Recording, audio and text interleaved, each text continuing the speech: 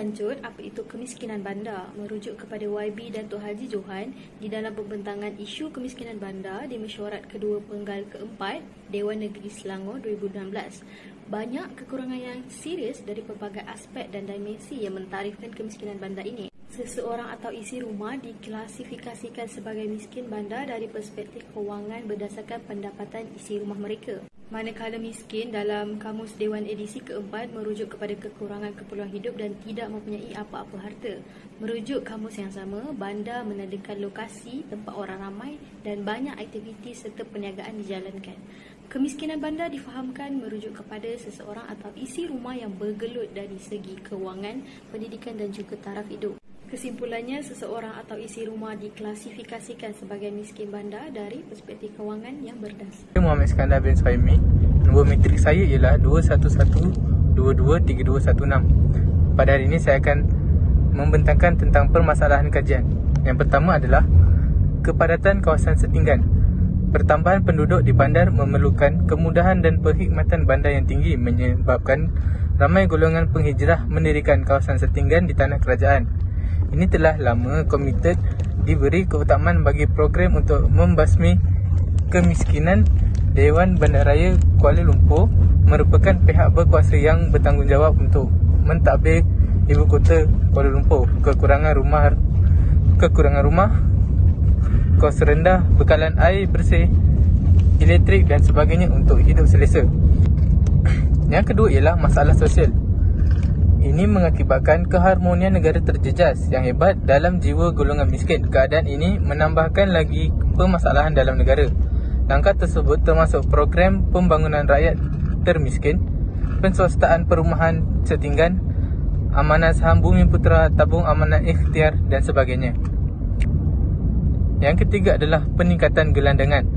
Peningkatan golongan gelandangan saban hari kerana ketiadaan tempat tinggal dan pekerjaan yang bekerja di bandar tetapi tiada tempat penginapan. Tekanan taraf kehidupan bandar yang tinggi sehinggakan tidak taraf kehidupan bandar.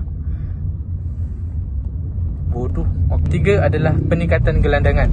Peningkatan golongan gelandangan saban hari kerana ketiadaan tempat tinggal dan pekerja yang bekerja di bandar tetapi tiada tempat tinggal. Tekanan taraf kehidupan bandar yang tinggi sehinggakan tidak mampu untuk menyewa. Kebanjiran warga asing juga menambahkan lagi isu gelandangan di Malaysia. Mereka menjadi melarat dan merempat. Sekian, terima kasih. Assalamualaikum dan salam sejahtera. Saya Nur Inas binti Fadil, nombor metrik 211220617 dari kelas 21D. Saya akan meneruskan pembentangan tentang objektif kajian kami. Objektif utama kajian kami adalah untuk menganalisis faktor utama yang menyebabkan berlakunya kemiskinan bandar. Objektif kedua pula adalah untuk mengenal pasti implikasi kemiskinan bandar dari pelbagai aspek. Manakala objektif terakhir kajian kami ialah mengkaji langkah untuk mengatasi masalah kemiskinan bandar. Sekian sahaja daripada saya. Terima kasih. Assalamualaikum dan salam sejahtera saya ucapkan kepada doktor. Nama saya Muhammad Ikhwan Syamil bin Tetsung Muhammad Azhar 211220587. Saya akan meneruskan pembentangan kami iaitu kaedah yang digunakan untuk mengukur kemiskinan bandar. Yang pertama, di Malaysia, pengukuran kemiskinan adalah berasaskan kepada pendapatan garis kemiskinan PJK yang dibagikan kepada dua bahagian, iaitu yang pertama PJK makanan. PJK makanan mengambil kira pemakanan seimbang, dan yang kedua pula PJK bukan makanan. PJK bukan makanan dia lebih kepada pakaian, perumahan, pengangkutan dan perbelanjaan lain. Selain itu, sesebuah isi rumah dianggap sebagai miskin tegar sekiranya pendapatan bulanan isi rumah tersebut kurang dari PJK makanan. Sekian, terima kasih. Assalamualaikum dan selamat sejahtera. Nama saya Muhammad Syahrul Izzuan bin Harun, nombor metrik 211220586. Saya akan menerangkan tentang kaedah yang digunakan bagi kajian ini iaitu kemiskinan dikategorikan kepada beberapa aspek. Pembincangan ringkas telah dibuat berdasarkan sumber yang didapati daripada Julia Priest dan United Nations Economic and Social Commission for Asia and the Pacific iaitu UNESCOP. Menurut Julia Priest, kemiskinan dibahagikan berdasarkan kepada keadilan dan halangan sosial iaitu kemiskinan melalui pendapatan, keupayaan, penyertaan dan tidak langsung. Manakala bagi UNESCOP, Kemiskinan dibahagikan kepada 3 aspek yang saling berkaitan, iaitu kemiskinan melalui wang, akses dan kuasa. Melalui dua sumber tersebut dapat dirumuskan bahawa pengukuran kemiskinan dikaitkan kepada 3 petunjuk, iaitu ekonomi, sosial dan fizikal. Dalam hal ini, petunjuk ekonomi khususnya pendapatan dan kadar pembelanjaan lebih mudah untuk diukur dan selalu mendapat perhatian daripada pengkaji maupun pihak kerajaan, termasuklah pembuat keputusan. Sekian daripada saya, terima kasih. Assalamualaikum dan salam sejahtera. Nama saya Muhammad Syahir bin Muhammad Samsahri, nombor metrik 211220584. Jadi bagi kaedah kajian yang ketiga, akhir sekali, kaedah yang digunakan bagi kajian ini adalah dengan menggunakan indeks jurang kemiskinan. Ianya merupakan ukuran perbezaan pendapatan isi rumah miskin dengan pendapatan garis kemiskinan (PGK). Jurang kemiskinan ini diperolehi melalui pengiraan perbezaan antara pendapatan kasar bulanan isi rumah dengan pendapatan garis kemiskinan (PGK). Kaedah ini digunakan bagi mengatasi masalah kemiskinan bandar.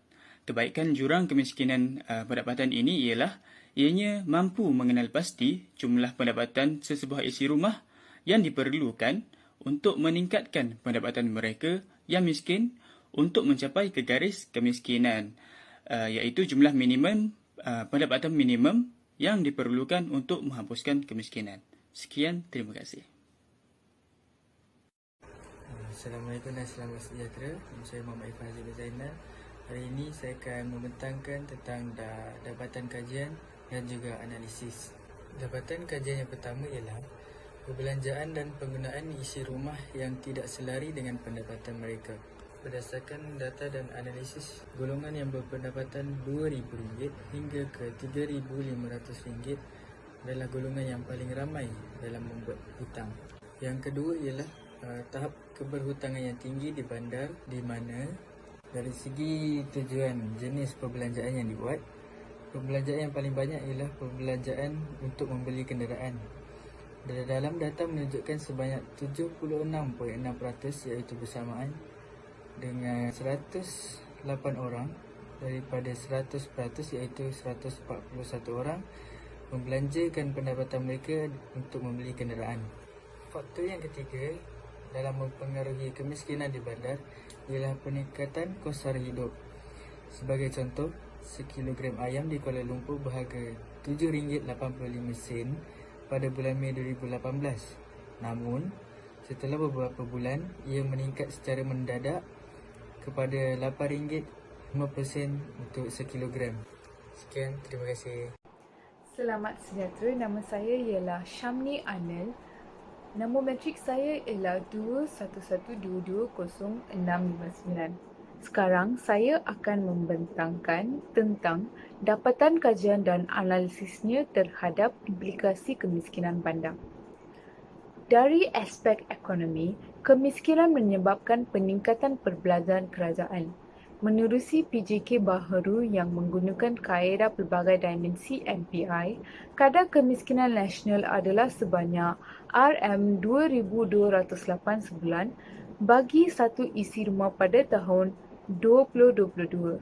Dengan kadar kemiskinan ialah 5.6% atau seramai 400,000 isi rumah yang miskin. Dari segi individu pula yang berpendapatan rendah, ketiadaan kemudahan perumahan yang selaras. Menurut SUFI 2018, kemiskinan bandar akan menyebabkan seseorang individu kehilangan peluangnya untuk memperoleh kualiti hidup yang baik. Kualiti hidup di bandar meliputi semua aspek, terutamanya kesihatan. Tahap kesihatan yang rendah akan memberi kesan yang besar ke atas prestasi pekerjaan seseorang kerana tidak dapat memberi perkhidmatan yang optimum dalam melakukan sesuatu pekerjaan. Dari segi masyarakat pula, keselamatan sebuah masyarakat di sebuah bandar terjejas. Menurut SUFI 2018, kemiskinan bandar telah menyebabkan keselamatan sesebuah masyarakat di sebuah bandar terjejas. Hal ini demikian kerana berlaku peningkatan dalam kadar kes jenayah seperti mencuri, meragut dan sebagainya. Perkara ini terjadi oleh kerana desakan bagi memenuhi keperluan untuk menerusi kehidupan di bandar yang semakin membangun dan maju. Perkara ini dikuatkan lagi oleh satu kajian yang dijalankan oleh Dr. Hassan Barung pada tahun 204 mengenai remaja yang mengaitkan antara masalah kemiskinan dan masalah jenayah. Itu sahaja dari saya. Sekian, terima kasih. Selamat sejahtera, saya Dendri Harjuna. Hari ini saya akan membentangkan dapatan kajian dan analisis. Dapatan kajian yang pertama ialah penyediaan rumah-rumah kos rendah. LPPB Sabah menyasarkan membina 10,000 rumah kos rendah bagi memenuhi keperluan rakyat. Kedua ialah kerajaan mengambil insentif untuk menaikkan gaji pekerja mulai 1 Mei. Pekerja di seluruh Malaysia akan menikmati penetapan kadar gaji minimum baru iaitu 1,500. Ketiga ialah kawalan kemasukan buruh asing. Februari 2021 menyaksikan bilangan penduduk pekerja meningkat 0.2% bersama dengan 33.3 ribu kepada 15.27 juta orang. Sekian, terima kasih. Kemiskinan merupakan masalah yang amat rumit dan memberi impak kepada pembangunan negara. Berasaskan kepada perbincangan lanjut di atas, maka dapatlah dirumuskan bahawa masalah kemiskinan bandar adalah suatu fenomena yang multidimensi yang disebabkan oleh berbagai faktor yang bersifat kumulatif. Ketidaksempurnaan perancangan dan sokongan adalah dirumuskan sebagai faktor penyebab utama kemiskinan bandar. Faktor tersebut pula berkait rapat dengan kesan kepesitan urbanisasi dan pertumbuhan bandar yang mendorong berlakunya perpindahan penduduk dua bandar ke bandar. Selain itu, kepesitan urbanisasi dan pertumbuhan bandar pula menimbulkan berbagai masalah lain yang turut menyumbang